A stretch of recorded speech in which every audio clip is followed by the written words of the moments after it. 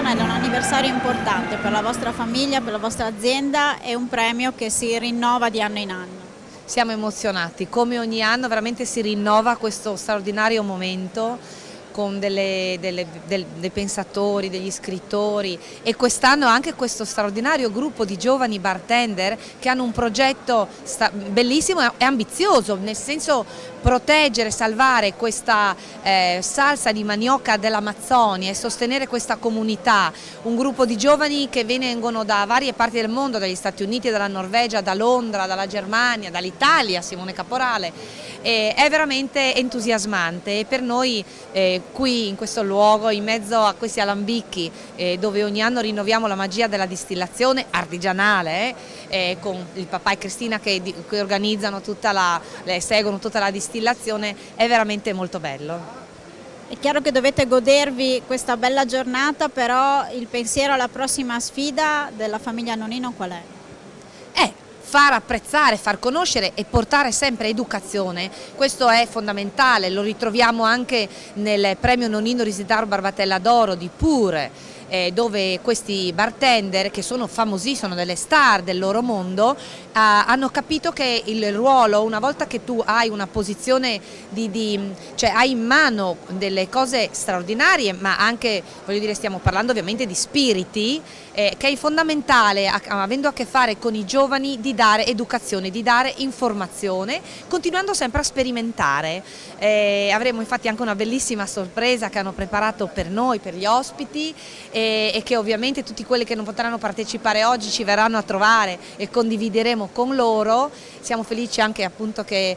ci sarà la diretta sul nostro sito. È un momento cioè è un momento che ti permette, raccogliendo tutta quella che è la tradizione, la storia, ripensando a tutti i premiati straordinari e questa giuria, il presidente premio Nobel Naipaul, ma John Benville che è qui con noi, Edgar Morin, Claudio Magris, ma Adonis anche, che Ulderico Bernardi,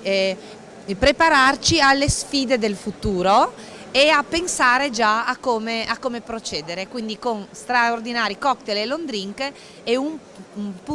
pensiero particolare a quello che sono oggi, che rappresentano oggi i valori della civiltà contadina,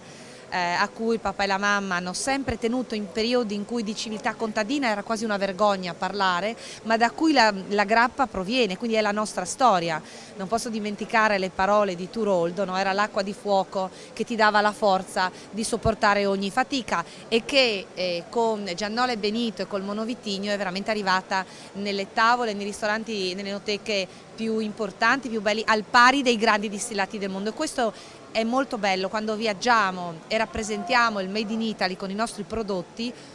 vedere come l'Italia viene apprezzata, in particolare del settore artistico ed enogastronomico, e tantissimi anche turisti che appunto vengono in Italia per scoprire le ricchezze del nostro paese, della nostra regione e del nostro Friuli. Cosa sta sorseggiando Antonella? Io mi sto degustando l'aperitivo Nonino Dezzamaro nella versione Giannola Style, che quindi vede l'Amarronino Quintessenza, che è tutto coloranti vegetali, questo anche è importante,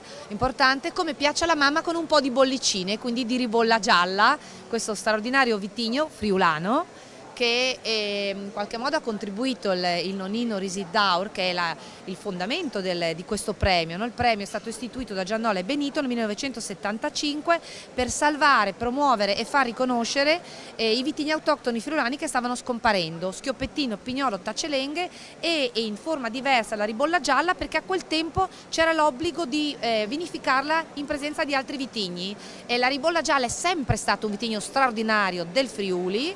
e poterla degustare in purezza è veramente una meraviglia. Allora cosa si dice? Prosit? Prosit, o come diceva Claudia Bado, allegra, sempre responsabilmente.